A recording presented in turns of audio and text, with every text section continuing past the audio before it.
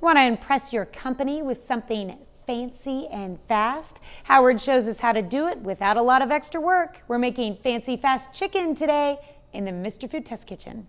The one question that I get asked lots is, what's your favorite recipe? Well, that's like asking a parent which of their children they love more.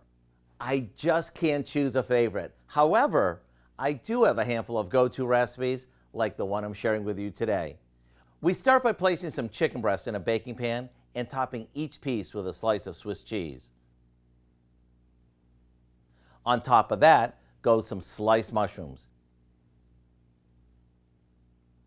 Now, for the sauce that makes this dish so moist and flavorful, we combine a can of cream of chicken soup with some white wine and pour it over the mushrooms.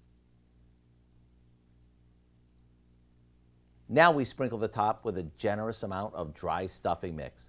This is going to give these some real crunch.